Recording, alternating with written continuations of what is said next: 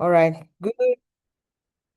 Good afternoon, everybody. Oh, no, no, no. Good morning. Sorry, I apologize on that. Good morning, everyone. Welcome to this Good morning. session.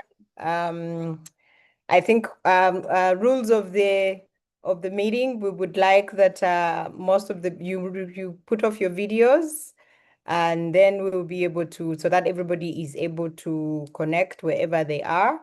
And then also mute as much as you can. You can be able to mute your your mic, and at that point, whenever we have any Q&As, we can be able to answer those. But as we go along, I'd like to welcome all of you to this session. And our host, Tanya, I'd like to thank you so much for taking time to be able to do this with us. There have been a lot of questions about this, and I think today we are going to be able to answer those. But the webinar is hosted by the American Chamber of Commerce. For those of you who do not know the American Chamber, we are an organization that is creating ties between the US and Ugandan businesses. And we have our role is to create commercial ties between Uganda and the US. And we have members from all over.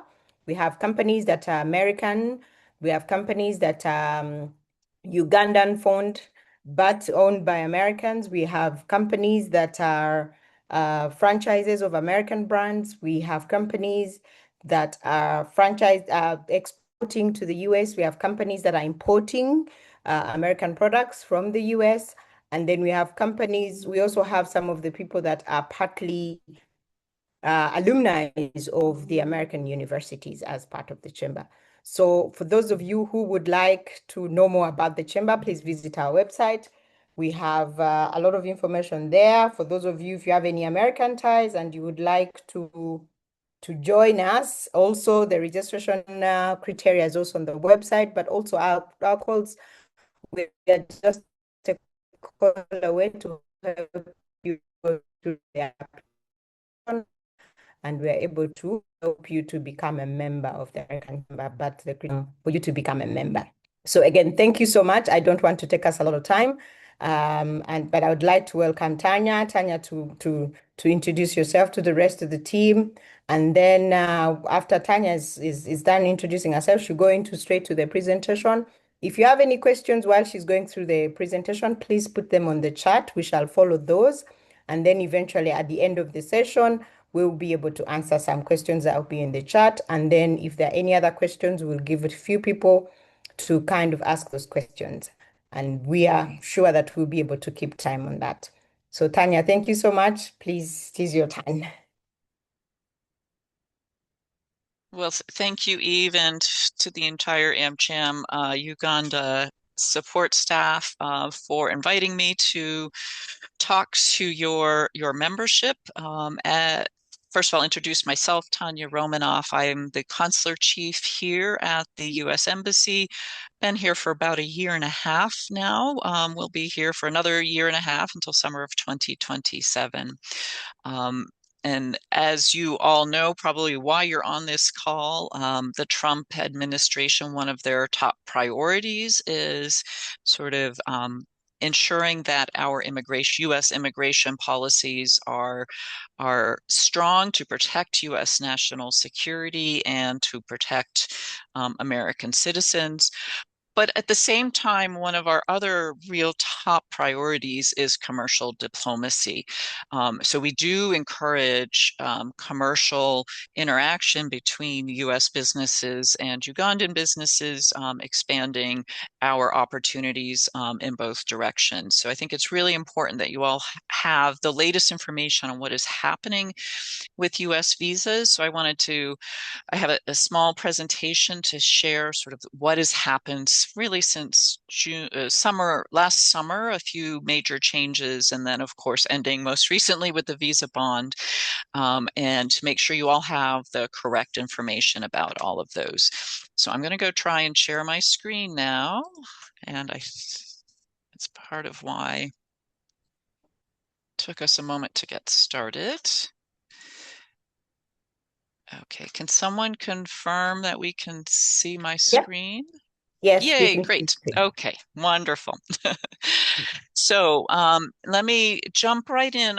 Really, the focus of the presentation is to share information with you about our visa policies. And then, like Eve said, if you have questions, type them in the chat. I'm happy to take questions afterwards and sort of dive into more details on the issues that are of most concern to the AmCham folks. So first of all, the first thing that you probably want to know as when applying for a U.S. visa is what type of visa to apply for. The most common type of visa, particularly for AmCham employees, what you'll be applying for is the business and tourist visa, also known as the B1, B2 visa. That is by far the most common visa that we are dealing with here in Uganda. We have I do want to share some information with everyone about what is allowable and what is not allowable on using a B1, B2 visa. So first of all, very obvious, this visa type is what you want to use if you're going to meet with business partners in the US, if you're attending a conference or a symposium, or a 1 week training. Those are all allowable on a B1, B2, and then more on the the tourist side, tourism, sightseeing, shopping, or visiting friends and relatives. All of those Tanya, activities are Tanya, acceptable on. Yes, just a second. Can you do a slideshow? Maybe that will be better for you and for the others ah, to view. Yes. got it. Is that better now? Okay. Sorry, I thought we were on that, but okay. Yes. Okay. So, that is what is allowable on a B1, B2. What you want to be aware of it also is what is not allowed on a B1, B2. Um, any type of work that results in payment. So people should not be going to the US to work. You can meet with people, but you should not be then doing paid work on a B1, B2 visa. You're not permitted to travel to the US solely to give birth in the US. You are not permitted on a B1, B2 to be studying for a degree or academic credit. As I mentioned, a short, like 1 week training course on a B1, B2, that's good. But if you're going to get a degree or a longer term program, that's not allowable on a B1, B2. And you also cannot perform for payment. So those are some of the areas where people get caught up when they have the wrong visa type. So just make sure you're aware of that.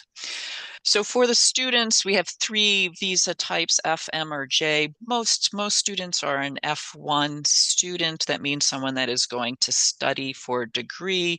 That can be an associate's, bachelor's, master's, PhD. Any of those are an F1 visa. And what's important to know is when you apply to a school in the United States, they will give you the form and tell you what type of visa that you need to apply for. So you don't need to think yourself before you even apply to a school, what do I need? Wait till you're accepted to a school, and then they'll provide you guidance and the form that you need, and so that you apply for the right type of visa. And then work visas, as I mentioned, on a B1, B2 visa, you are not permitted to work.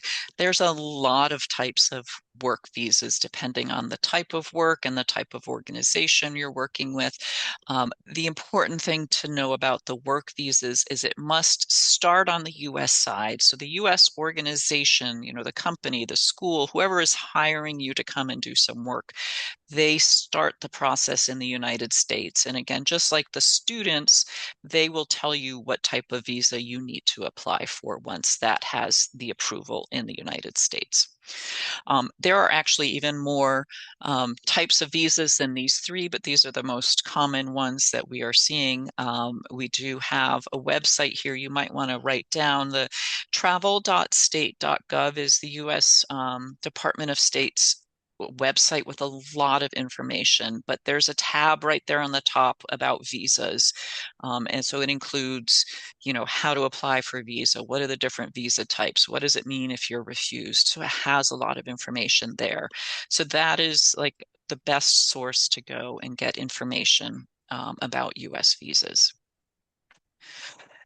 So then next, let me see, there we go. next, how do you apply? So if you have, you need to apply for a U.S. visa. Um, this website at the top, the ais.usvisa-info.com, that is our subcontractor, the vendor that helps the U.S. government manage the visa process in a lot of countries around the world, including Uganda. So they host this website for us, and this walks people through all the steps on how to apply for a visa, starting from the online visa application. Then they also are collecting the payments here in Uganda and then scheduling the appointments. So they're managing that whole process for us so that we can then focus internally here at the embassy on actually interviewing people and printing visas. So that's, I'm not day-to-day worried about how do people make their payment and schedule their appointment. People do that through this website. If you forget this website name, you can go to U.S. Embassy Uganda. We have that very clear in our information about visas as well. So this is how you start the process to apply for a visa. So again, we have an online visa application. Then you make a payment, and then you can schedule your visa appointment once you have made the payment. So that's all the real basics just to get started about US visas, and now to talk a little bit about what has changed over the last year. So last summer, the visa validity for Ugandan applicants changed. All visas now are a single entry visa with a 3-month validity. So what that means is you can only go to the US one time, and that your visa is valid for 3 months. So if you came for an interview on February 23rd, your visa would expire on May 22nd. That means you would need to travel to the US by May 22nd. Oftentimes, I know it's hard to get an appointment here. You can't time it that well. So if you do interview today, for example, and you know you're going to a conference in July, then what we will do is wait to print your visa so that your visa is valid for the date that you intend to travel. Now, it's important that during your interview that you tell the person, hey, I'm going to this conference in July, so that they know when you're traveling, so that they can put your case on hold so we can print the visa later. And there may be cases where the consular officer will say, we'll come back in June and we'll re-interview you. And at that point would be able to print the visa. If that happens, there is no additional charge. If we have, say we need to interview you again, that original visa appointment still applies. The other thing I want to make sure people understand is that the visa validity, that 3-month visa validity, is not the same as the period of admission or the amount of time that you can stay in the United States. That is decided by the Customs and Border Patrol officer who you see when you arrive in the United States. So that's usually at an airport. When you first arrive in the US and you show your passport with the visa, they will decide how long you can stay in the United States. Used to be that they put a stamp on your passport and scribbled that date in your passport. They are usually not doing that now. It would be wise to ask them, but you can also go online to confirm how long you're permitted to stay in the US. You can Google I-94, and that brings the Department of Homeland Security, the Customs and Border Control system I-94, and you can type in your name and passport number and figure out how long you're permitted to stay in the United States. So I hope they're telling people when they arrive in the US, hey, you're allowed to stay 1 month, 3 months, 6 months, whatever it is. But if you don't know, you can go and confirm that afterwards. So I just want to take a moment to make sure that that is clear. The visa validity, that 3-month, is the date you have until to travel to the US. And then how long you can stay in the US is decided by Customs and Border Patrol when you enter the US. So another change that happened last summer is that all Ugandan visa applicants must attend an in-person interview, including for people renewing their visa. So if you previously had a US visa and need a new one to go for, your next business meetings or conferences, you will be required to come for an interview in person. We have created a flow in the appointment scheduling system. So if we'll ask you if you've had a visa recently, and if so, you should be able to get an appointment earlier than the first time visa applicants.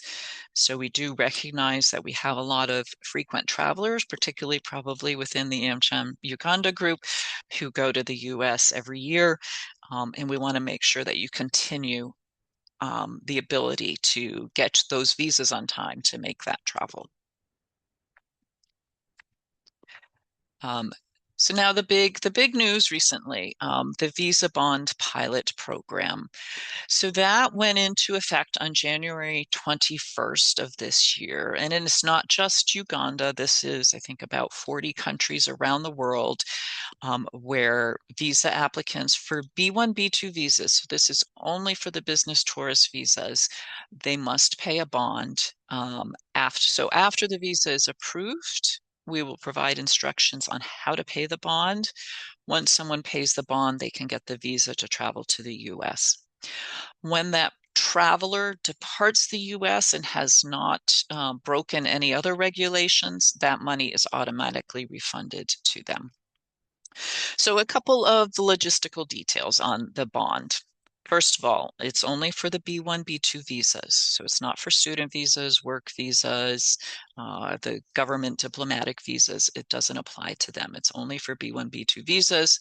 But like I said at the very beginning, that is the vast majority of people here in Uganda are applying for B1, B2 visas. The bond amount can be up to $15,000. At the time of the visa interview, the officer will tell the traveler what the amount of the bond is. We've also learned as well that in terms of paying the bond, you personally can pay it. Or if you have someone in the US, perhaps that you are meeting with, they can also pay that on your behalf. And then when the bond is returned, it is returned to the person who paid the money. So if a business is paying a bond on behalf of one of their employees, that money will be returned to the business who made the payment. We also wanted to remind people, do not pay for the bond in advance of a visa interview.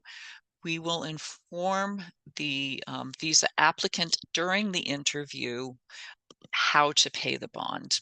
The bond is paid through a US government website, pay.gov. You cannot just go there and pay the money right now. You have to have a special link so that you can go and make the bond payment, so that we also can track exactly who the bond payment is for. So that is important, and we've tried to put out some messaging about that because we're just worried about people being taken advantage of. If there's some scam artist saying, I can guarantee you a visa, pay me $15,000. Do not do that. Pay your visa application fee, come to the interview, and then we will inform how to pay the bond. And like I said, that bond money is automatically returned to the traveler after they depart the United States if they complied with all the conditions. Now, people will say, what are the conditions? The most important one is, did they depart before their period of admission expires? So for example, if the Customs and Border Patrol agent says, you're permitted to stay in the US for 1 month, you arrive, right now it's February 23rd, you have to leave by March 22nd. If that happens, then it will automatically trigger return of that bond. Now, it's also possible someone will, break a law in the US or be caught working on a B1, B2 visas. In those cases, they would lose the bond amount as well. But, the most important, if you're going for a business meeting, if you leave within the time that you're supposed to leave, that money will be returned to you. Um, Also wanted to make sure people recognize if you already have a visa in your passport that was issued before January 21st, 2026, this does not apply to you. You do not need to pay a bond. When that visa expires and you come to renew it, you may need to. So those are the basics about the Visa Bond pilot program. Of course, this could all change in the future, and if it does, we'll be sure to let people know. And then the final thing I know that a lot of people have paid attention to is the immigrant visa pause. Now, first of all, this does not affect very many Ugandan people. These are only for people applying to immigrate to live permanently in the US. So usually these are family reunification cases where someone married a Ugandan citizen and wants them to move to the US, or other family members they're trying to bring to the US. So that also on January 21st was paused. This is not a permanent thing at this point. And people are encouraged to continue to attend their interviews and submit immigrant visa applications. That is all proceeding.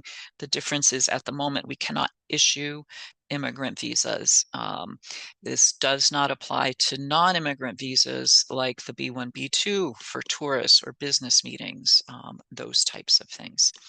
So that's what the immigrant visa pause is, just while the administration takes the time needed to thoroughly review our policies and procedures to ensure that we're appropriately vetting all of the visa applicants for immigrant visas. So I just wanted to make sure people understood what that pause is, and that most importantly, it does not affect any of the non-immigrant visas, such as a business visa for traveling to the US.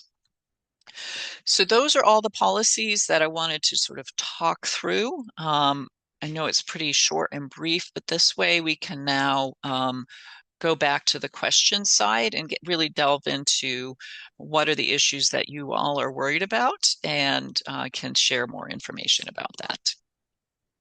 All right, thank you, Tanya. The questions are coming in. I'm going to ask you to look into them and see which you can see. If you can't see, you let me know. But first, I think let me kind of ask the few questions that I've been getting from some of the members, and then we can be able to see if you have some answers for that. So, Okay. like one of the questions that I had that we have on our side is that, for example, if somebody has been given, they've gotten the 3 months visa and they've gone to Mm-hmm. the, but then the border patrol person gives them a longer stay. Is that a possibility or not?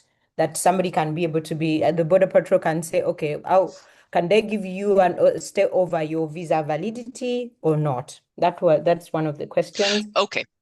Hmm. Yes, so that's what I tried to make clear when I talked about the visa validity. So the visa validity is just the last day you can enter the United States. So the Okay. Border Patrol will say how long you can stay. You can travel to the US on the very last day of your visa validity. That is permissible. Hmm. Um, and then the Border Patrol tells you how long you can stay. Okay. All right. So that is one. And then, for example, when you mentioned about the bond, you said it is up to about $15,000. Does that Correct. does that mean that it depends? Does it depend on how many times somebody has been to the US, or does it depend? How does that work? For example, to say this is the amount that you're going to pay. Will that be based on somebody after the interview, or will that be that it's some sort of a standard? There is a standard that the visa officers are given instructions on how to do it. So the US law permits it to be up to $15,000, but we have a standard. So it's not, there's not going to be any biases coming in where, oh, I didn't like this person, so they pay more.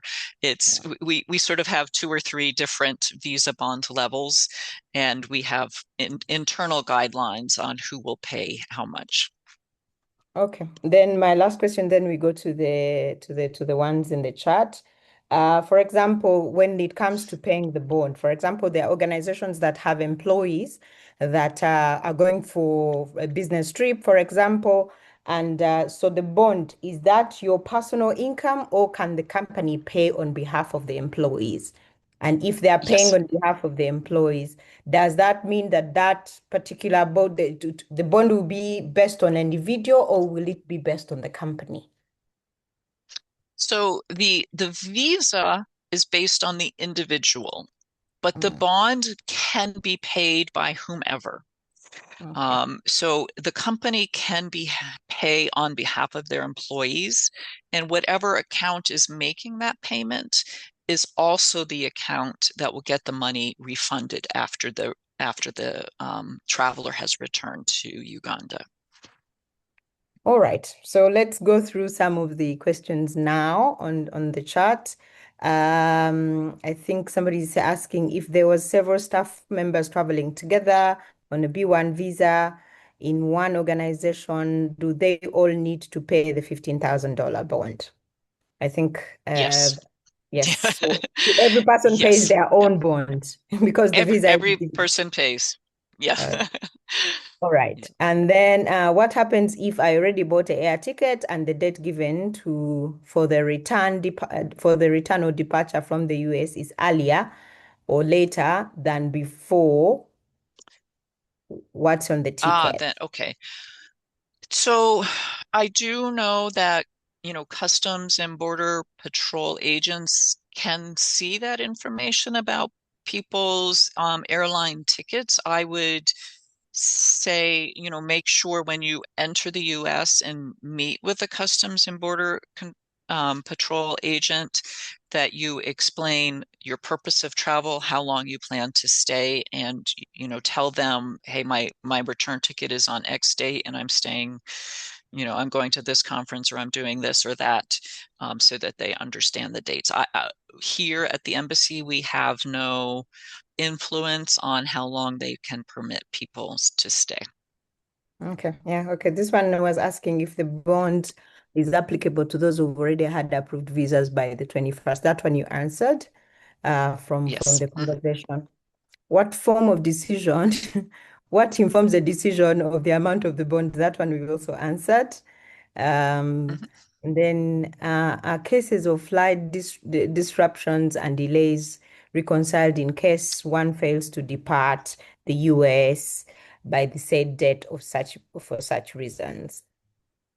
That's an excellent question. As you know, right now in the US, the last month there have been a lot of weather delays and disruptions. I do know there is a process for if a bond is not returned. I do believe there's a process for sharing information about why that person was delayed. That process is happening in the US, and I think if that were to happen, we would work with the traveler to share that information. Um, to me, that makes sense if someone were to, have a flight departing earlier than their period of admission expires, but then, the airline had to cancel their flight, should be a reasonable. But I can't, it's so new that we have not had that situation yet, so I don't know how it works. Okay. And then somebody asks, how long in advance should one apply for the US visa? Way, way before. Uh, yeah. Generally, as soon as you know you have plans to travel in the next year, it's a good idea to apply for the visa. Our current wait time for a standard visa application is about 6 months. I know we have earlier appointments for people renewing, or the students, for example, because they'll be going in the summer. So if you can plan in advance, plan in advance. Those of you who have been here at the embassy know we have very limited space, which, restricts our ability to, I can't have 200 visa appointments on a day because we don't have space. It's hard enough for the ones that we do have. have come in because we have such limited space. So we try to open up as many appointments as we can. Um, but apply in advance as soon as you know you're traveling.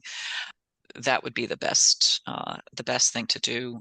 If you do have a really urgent and unexpected business trip, for example, your company is, dealing with a U.S. company to buy some high-end expensive equipment, and you need to go to finalize a contract, and you don't want to wait 6 months, there is a process to request an expedited appointment.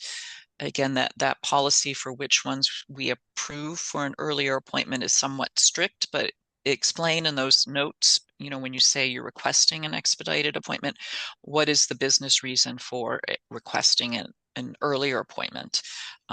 Generally, we don't approve someone going to just attend a conference. Conference dates well in advance.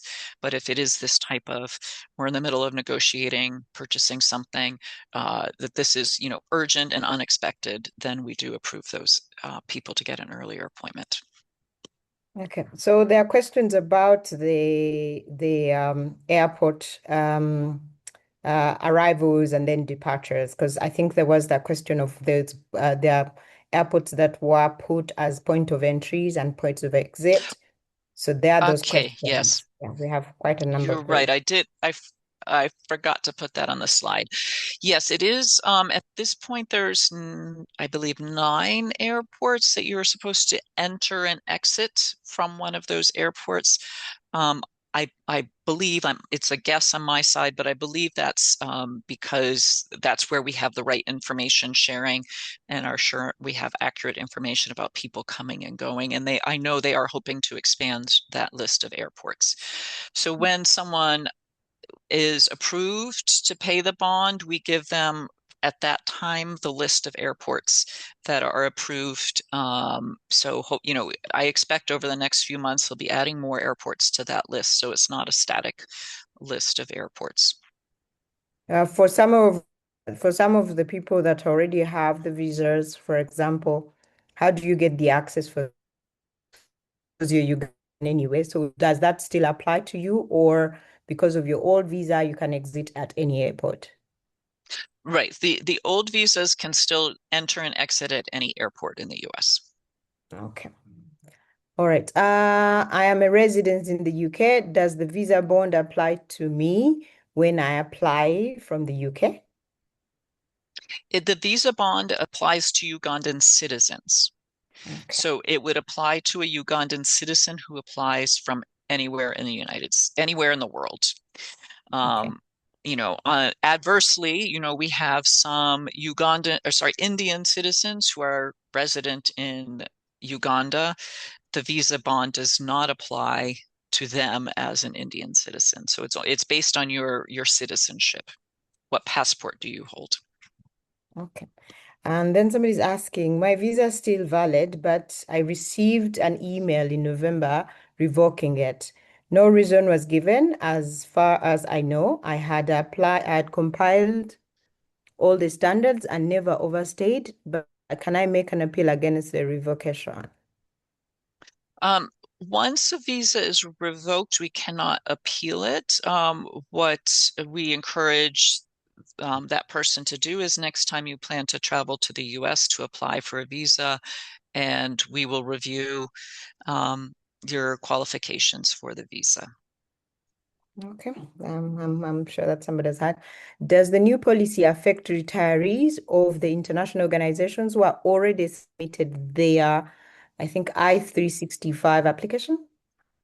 I don't know what the I-360 I application mean, is. I'm assuming 336. that's in, yeah, I see that. I'm assuming that's an immigrant visa. Mhm. Um, and yes, for now, all immigrant visas for Ugandan citizens are on pause. Um, and that will change at some point. I just don't know how long that's going to take. Okay. If somebody is unable to leave the US within 3 months due to circumstances totally beyond their control, etc., would they still lose the bond? Like someone asked about the plane, your your travel was canceled due to circumstances beyond your control. I, I I believe there is a process for appealing that and sharing additional information. Because it is so new, we have not experienced that yet. So I can't promise anything. Um, but yes, if it is totally beyond someone's control, there should be a process to appeal that. Okay. I think another question, how long does it take to get the refund of the bond? Yes, no, that's a very good question. They've Oh, promised us it's within 30 days. I think anecdotally, again, this is so new here, so I don't know that the people who have paid the bond, and quite a few people have already paid the bond. I don't know if any of them have traveled and come back yet, so I don't know from Ugandan visa applicants, but I've heard, this has been happening for months earlier from many other countries. It's usually within about 2 weeks, but for sure within 30 days. all right. I think somebody was asking about they got their visa in 2023. Can they still pay the bond? No, that one we've already explained, whereby if your visa is valid, you don't have to pay the bond. Your visa is still valid. Correct. If Asking if your visa is valid, you don't need to pay the bond. And again, how long you can stay in the US is not based on your visa, it's based on what does the CBP officer tell you how long you can stay. Another person is asking a question. What remedy would the embassy have for us parents who pay tuition in full, especially for athletic scholarships, and unscrupulous academy does not pay the tuition to school, and the students fails to get the transcripts in, hence affecting their next phase of joining college or university because they are time bound and all caused by the academy? Hmm. Oh, yeah, I would like to hear about that in maybe if Eve, if you could give Oscar my email, and I would like to hear a little bit more about that because we do have a fraud section here that tries to prevent fraud in the visa system. And this, although it doesn't sound like there's fraud in the visa, there, we don't want to see Ugandans being taken advantage of too. So we, try to do what we can to work with the police and to stop unscrupulous people who are trying to take advantage of visa applicants. All right. Yeah. So this one's asking, I would like to know if a family we have been traveling a couple of times to the US to visit students for holiday purposes or graduation who is already there, but the visa are expiring this year. Do I still have to pay for the bond for each family member traveling to the US? I think we've answered that. Well, If the visa, mm, yeah, you must pay the bond when you apply for the visa. So if yeah. someone has a valid visa, they're already there right now, then they're fine. All right.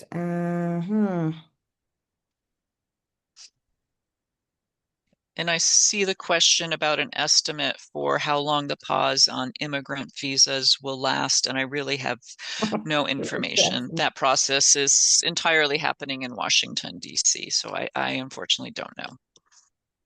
All right.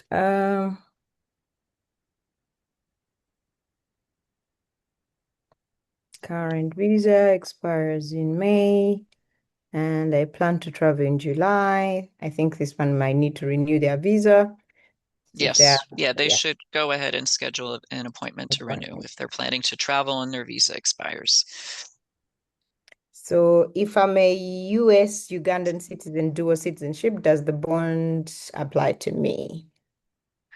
No, U.S. citizens Okay. should always use their U.S. passport when they travel to and from the United States. So they don't need a visa. They have a U.S. passport.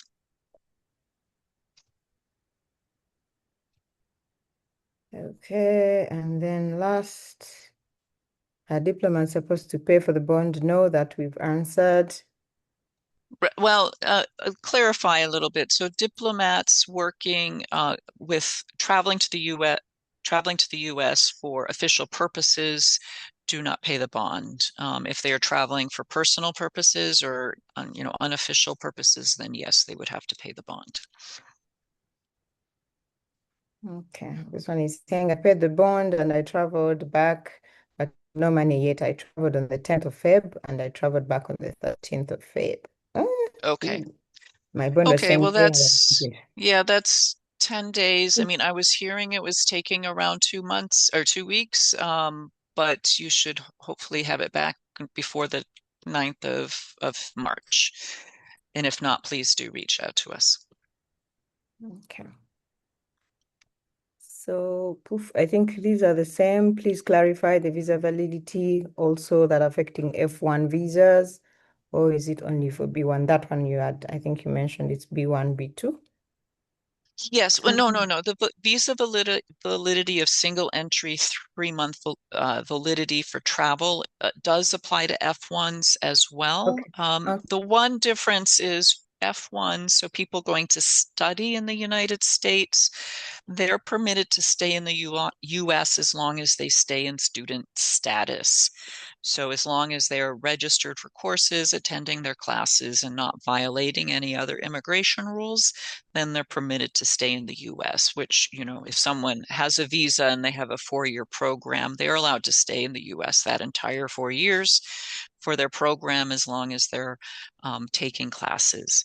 Now, if they come back to see friends or family, then they just need to apply for a new visa to go back. Okay. I think there was a question also on the renewal. If you're renewing your visa, do you still have to pay the same amount of bond? That one I think you mentioned and say that depends when at the embassy they will advise you how much you're going to pay at that point. Correct. Yeah. Correct. All right. So yeah, I think those are the questions. Um, I Unless see you one other question. Yeah, whether the visa bond is applicable to people who were approved before January 21st, but they are yet to be endorsed, meaning they don't have a visa in their passport yet. Unfortunately, those people do need to pay the bond. So we had some cases where, for example, someone came in November for their visa interview, but they're going to a conference in May. We said we can't print your visa yet because it'll expire before your conference, so bring it back later. Those people, we are informing them when they return their passport that they will need to pay a bond. So at that point, when they return their passport to us, we're sharing with them the information on how to pay a bond. It's not a lot of people, but we do know there's some people in that situation whose visa was approved before we knew that we were going to have the visa bond. So we share that information with them when they reach out to us saying, I'm planning to travel. So if you are in that situation, maybe reach out to us, at least 1 month in advance so we have time to share that information with you and pay the bond and print the visa in time for you to travel. All right. Somebody's asking to share contact for grievances. What do you mean by grievances? um, What do you mean by grievance? Maybe if you have any uh, issues, which contact should you have, and who should you be talking to? Well, we don't, I know some embassies have the ability to appeal a visa decision. Here in the US, our visa regulations do not permit for an appeal. So a decision is final at the time of interview, and we don't really take grievances against visa interviews. We do want to hear information about fraud or people being taken advantage of. Yes, you can share that information with us. The back through you can go to our website and get to the contractor who supports us with the visa applications and appointment scheduling. They have a call center and an email address. That's the best way to share information that you would have, or if there is a grievance, if you want to share it, you can share it with them. And if appropriate, they'll make sure that gets to us. All right. So I think we've kind of, Tanya, we've kind of gone through a lot of the messages, a lot of the questions, and I think some people that have come in late are kind of asking the same questions, but those have been clarified. So I think, Tanya, if from all the questions that I see, most of them, all of them, you've actually answered them. And I think if there are any other questions, please don't hesitate to even contact us at the chamber, and we can be able to collect those questions for future engagement with Tanya. Anything that comes up on anything about visas, as the chamber, we are able to contact the embassy and we're able to give you the information you're looking for. Don't hesitate to come to us, and we can be able to facilitate that conversation. So please send in any feedback to us. We'll be sending some feedback forms for you guys. Send us any feedback. If you have any questions, please don't hesitate. And for those that are here, the chamber has a lot of other activities outside of the visa briefing, but we have we have so many other activities that are happening at the chamber. Soon we are going to have Women's Day. Our agenda this year is on AI. Please don't hesitate to join us for all those meetings. For those that are interested in being part of the chamber, please don't hesitate, get in touch with us. We are able to help you to understand how the chamber works, and you can be part of the chamber and all other activities. For members, our members, thank you so much for being here. For non-members as well, thank you for being here. And all our activities for non-members, you are able to attend. There's a fee if you're a non-member. For our member, you are able to do so. Who wants any information, please hesitate to leave we were able to, Samantha, please collect people's emails. For those who have asked any, those that want slides, collect all people's emails, and we're able to send those slides back to them. Tanya, if you are okay with us, if you can be able to share with us the slides, and you just go ahead to share the slides with the people, we'll be happy to share. So again, Yes. that is it on our side. If you have any other questions, Samantha, leave the emails here, leave the contact in the chat so that people can be able to contact us if they have any information that they are looking for. Take all the emails that people are sharing. I see them coming through. But outside of that, thank you so much, Tanya. We will stay on the call slightly just to pick the emails that are coming through. But I think for you, we can let you go. Thank you so much for your time, and we look forward to the future engagements with you. Yes. Thank you, and good luck to everyone. All right. Thank you so much. All right, Samantha, just keep collecting people's emails, and we are able to give feedback to people, and then also leave the chamber email in there. Hello. Hi. I'm sorry for the interruption. Thanks for the presentation. You're welcome. Unfortunately, I did join late. Just a quick one. Yes. 5,000 is very high, but also on the other hand, is it refundable if we Yes. stick to the conditions that have been provided? Yes, all the money all the bond money is paid back if you are able to stick to the conditions that are provided. Can I just also quickly, I didn't get my, I think I put in a question. I paid my bond, $10,000 and traveled. I traveled on the 10th of February and returned on the 13th of February. Now, when she was presenting, she said there's an automatic refund, something like that. So, like I said, I've not yet received my refund. I was only in the US for like 2 days when I returned. So then she said, I think if I don't receive it by the 9th of March, then I should be able to reach out. But we never got, how do we reach out? Who do we reach out to? Is there an email, something like that? All right, so let's find that information for you, that that if you don't about the refund and who you should get in touch with. Please leave your email here. We'll be able to send you that info. Thank you very much. You're welcome. Just a quick one. If one fails to adhere to some of these conditions, other than holding on to the bond, what are the other possible penalties?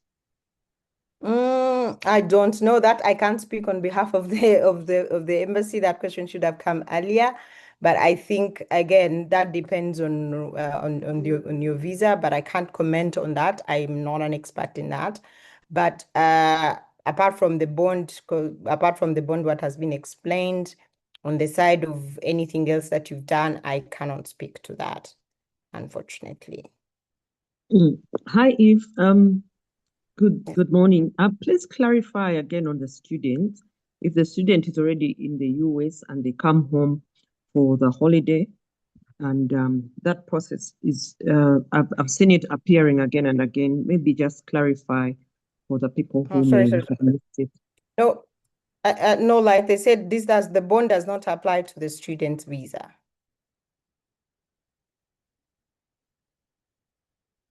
Okay, thank you.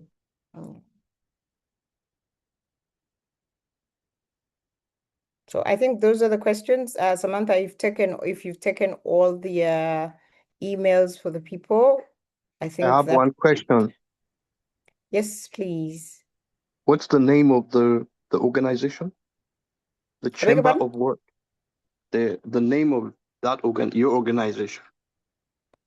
Oh, I beg your pardon. You kind of skipped for a minute. What's the name of your organization?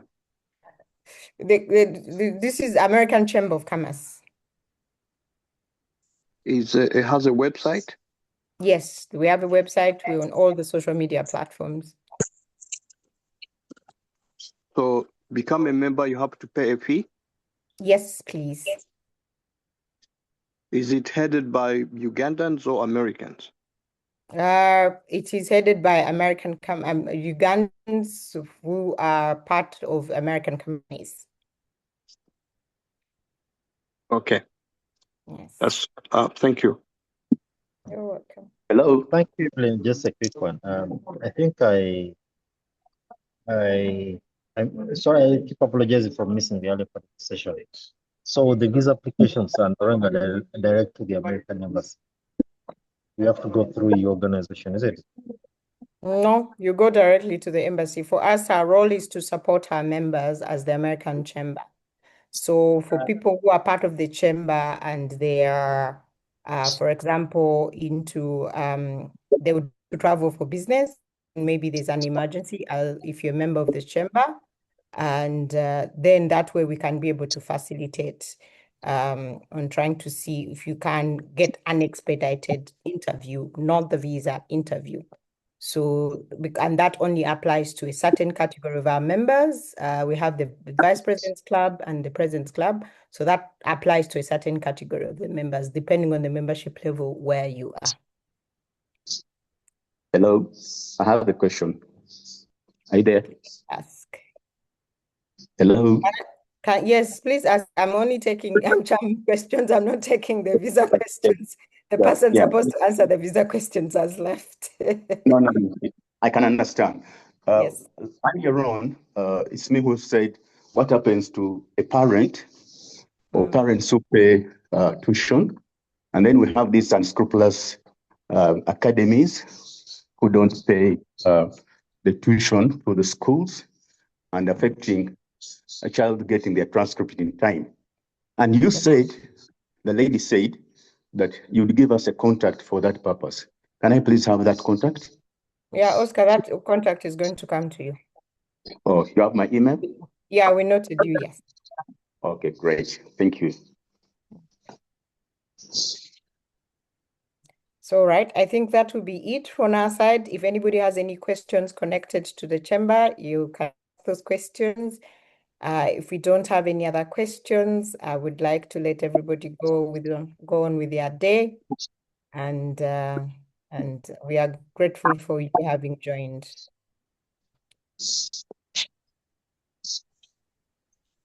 I have a question. Please. Yes. Yeah, I'm sorry. I also the call was full, so I joined in late. Are you able to give information about like immigration as a family? Some of those visas were put on hold. I just wanted to know the status at the moment. Like, for example, if a child is applying for a family, like family immigrating to the US by through a child or a spouse. To answer that question, the best person to I don't know on behalf of the department or the consul on behalf of. Sorry, I didn't get you. On that because we have that info.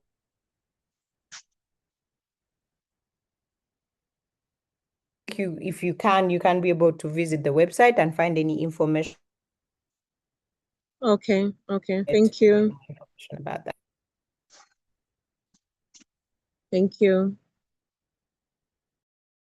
Ladies and gentlemen, thank you so much for your time. We appreciate your time. I have a question, sorry. Can I ask a question, please? Go ahead. I work in a Uganda Management Institute. Yes. So I receive the international relations personnel, and I have a lot of professors who travel in other universities to present papers, do research, and they also come over this side. So I had a question about the visa bond of which we're supposed to pay. Are they also supposed to pay for it? And I think you joined the phone call, but I think she was questioning students.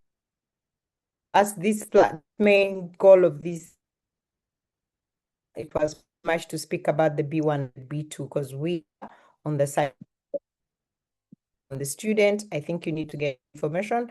There's the culture affairs office. There's a I think the education department can be able to answer those questions. If you leave email here, department, the email maybe that you can direct those questions to them. Okay. Is there a contact email that I can send them to? Leave yours here. We'll be able to. Okay. Let me put it. I put it actually when I was registering. I thought. Okay, then this is Grace. All right. So Grace, thank you much. Yes. We'll be able to get that information for you. So I don't need to post it here. All right, ladies and gentlemen. Thanks again, Eva. I just have a suggestion. If you could hold this more regularly, let's say maybe quarterly, so that the information flow is more, regular. That would be helpful. It's just a suggestion. It would be of help. Thank you. All right, no problem. We will try and engage the embassy as much as we can to be able to information need. So that put in consideration to engage more. All right. Thank you so for your time. Have a good day. Bye.